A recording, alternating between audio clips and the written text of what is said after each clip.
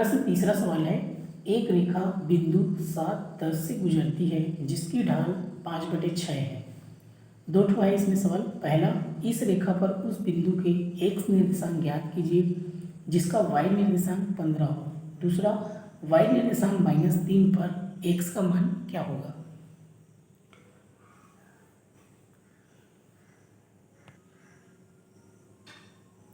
इसमें क्या करेंगे, जो दिया है उसको लिख लेंगे। हमको क्या चाहिए, कभी भी याद रखना, ढाल निकालने के लिए दो बिंदु का होना जरूरी है। क्लियर है। तो इसमें पहले से क्या बोला है, ढाल दिया है तो दिया है उसको पहले लिख लेंगे। ये हो जाएगा आपका दिया है, ये पहला बिंदु दिया है रेखा में, पहला बिंदु।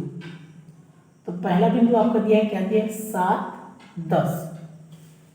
वह दूसरा बिंदु लेंगे, दूसरा बिंदु। तो दूसरा बिंदु क्या दिया, यहां से लेंगे पहला प्रश्न से। तो पहला में क्या बोला है, x का मान निकालना है, y का मान दिया है 15। y निर्देशांक मतलब y का मान। तो हमेशा याद रखेंगे x को पहले लिखते हैं, y को बाद में। तो y के बदले लिखेंगे 15 क्योंकि x का मान निकालना है। तो यहाँ x फिर y आता है, ये कभी नहीं बदलेगा, पहले x ही रहेगा, दूसरा में y रहेगा। तो y नहीं लिखे क्योंकि y का मान दिया है, तो y का मान क्या रख दिए, 15। ढाल पहले से दिया है 5/6, तो लिखेंगे ढाल बराबर 5/6। ध्यान देंगे, ढाल और प्रवणता का मतलब एक ही होता है। अब आपको फार्मूला लगाना है इसका। ढाल बराबर ये हो जाएगा, ढाल बराबर फार्मूला क्या होता है, y2 - y1 बटा x2 - x1। अब यहाँ से क्या हो जाएगा आपका, देखिए ढाल का मान पहले से 5/6 है, तो ढाल के बदले क्या लिखेंगे, 5/6। अब इसमें से देखिए पहला वाला x1 है, ये y1, ये x2 और ये y2। बस समझ में आया। अब यहाँ से हो जाएगा आपका, देखिए y2 का मान कितना है, 15। ये हो जाएगा 15, बीच में माइनस, फिर y1 का मान कितना दिया है, 10 बटा x2 का मान कितना दिया है, x, बीच में माइनस, x1 का मान कितना दिया है, 7। अब चाहे तो यहाँ पर लिख सकते हैं x1 बराबर 7, y1 बराबर 10 व x2 बराबर x और y2 बराबर 15। इस प्रकार इसको लिख सकते हैं। अभी हम मान रखेंगे, पहले इसको सॉल्व कर देते हैं। 5/6 हो गया बराबर 15 में से 10 घटाएंगे, 5, 15 बड़ा है इसलिए प्लस x - 7, इसको वैसे ही लिखेंगे x - 7। अगर आपको अब कटाने आता है तो ध्यान देंगे ऊपर ऊपर कट जाता है, नहीं आता है तो इस प्रकार भी कर सकते हैं। x - 7 नीचे है तो कहाँ चला जाएगा, ऊपर। 6 नीचे है तो कहाँ चला जाएगा, ऊपर। ये हो जाएगा आपका, ये 5 हो जाएगा कोष्टक में x - 7, ये 5 हो जाएगा गुणा 6। कोष्टक मतलब भी गुणा ही होता है, ये नीचे का ऊपर, ये नीचे का ऊपर। अब ध्यान देंगे, ये x - 7 हो गया बराबर, ये 5 गुणा 6 हो गया।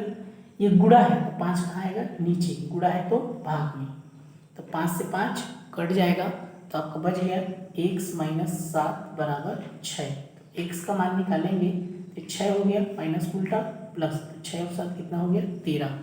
तो x का मान आ गया आपका 13। इस प्रकार ध्यान देंगे, यहाँ पर x का मान आया है 13। ठीक है, इसका उत्तर। ये तो पहला का उत्तर है, दो का उत्तर निकालना है, अभी दूसरा का भी निकालना है। अब यहाँ से आप अपने तरीके से इसमें आप हल कर सकते हैं। इसका तो पक्षांतर करने का बहुत सारे नियम है, जैसे इस प्रकार मैं जैसे किया हूँ, ये एक तरीका हो गया। यहाँ से आप और भी हल कर सकते हैं दूसरे तरीके से। जैसे ये लिखा है 5/6, इसको मैं बता दे रहा हूँ और जैसे हल करना है आपको। तो ये हो गया 5/6 बराबर 5/x - 7। इसको यहाँ से आप और भी हल कर सकते थे। यहाँ से ऐसे 5 और 5 कट जाता है, तो ये क्या हो जाएगा आपका, 1/6 बचेगा, एक रहता है, फिर 1/x - 7। अब इसको एक को लिखने की जरूरत नहीं है, या इसको ऊपर कर सकते हैं, दोनों को 6 ऊपर चला जाएगा, x - 7 ऐसे हो जाएगा। तो यहाँ से x का मान निकालेंगे, ये 6 माइनस उल्टा प्लस 6 7 13, सब कंडीशन में वही चाहिए। इसको और हल कर सकते हैं ऐसे, 5/6 बराबर 5/x - 7। तो कैसे होगा, ये इधर आ जाएगा, तो 5 कोष्टक x - 7, ये इधर आ जाएगा, 5 गुणा 6। तो देखिए 5 छक्के 30, फिर ये हो जाएगा 5 और x का गुणा होगा 5x, 5 सत्ते 35, तो 5x हो गया, ये 30 हो गया, माइनस उल्टा प्लस, तो 30 और 35 को जोड़ेंगे, ये हो जाएगा 65 हो जाएगा। x का मान निकालेंगे, 5 गुणा है तो भाग में, पक्षांतर करते वक्त ध्यान देंगे कुछ नहीं है माने गुणा, तो कुछ नहीं है तो हमेशा नीचे में जाएगा, तो 5 से भाग देंगे तो 13 पंचे 65 होता है, तो 1 से बराबर कितना आ गया 13। तो 3 तरीके से आप इसको ऐसे सॉल्व कर सकते हैं। तो ये आपको कैलकुलेशन पर निर्भर करता है आप कैसे उसको सॉल्व करते हैं।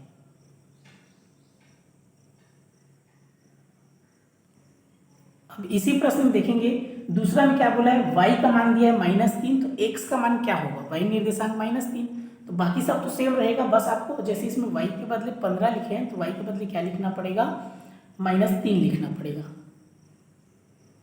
तो इसका बाकी सब तो सेम रहेगा।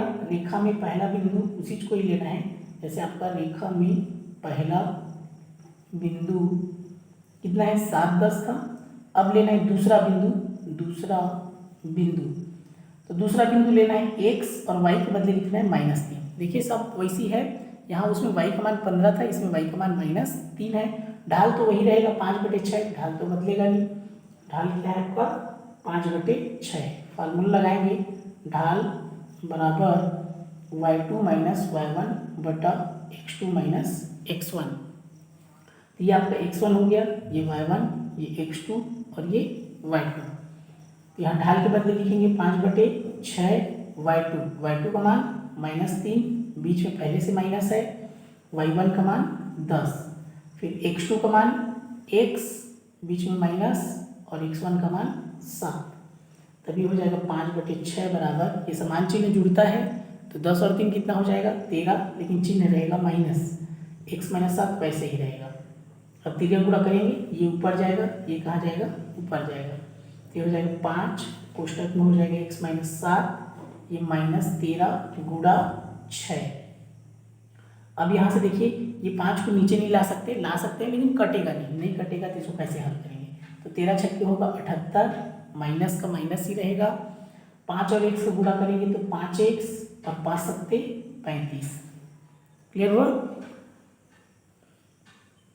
अब यहाँ से हो जाएगा आपका ये 5x हो गया, ये -78 हो गया, माइनस उल्टा प्लस, पक्षांतर करते वक्त चिन्ह पर ध्यान देना है, माइनस उल्टा प्लस, तो 5x बराबर हो जाएगा, ये माइनस है ये प्लस है, तो असमान चिन्ह घटता है, तो 78 में से 35 घटा देंगे, ये हो जाएगा आपका ये 78, ये 35, 8 में से 5 गया 3, 7 में से 3 गया 4, कितना आया 43।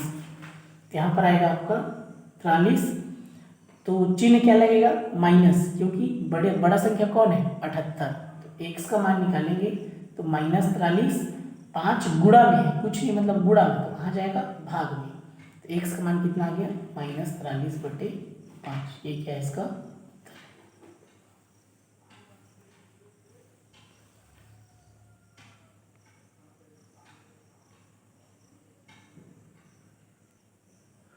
अब पक्षांतर करने में आपको ध्यान देना है, माइनस कहाँ हो रहा है प्लस कहाँ हो रहा है, कब नीचे जाता है कब बगल में जाता है, इन सब का आपको ध्यान होना चाहिए।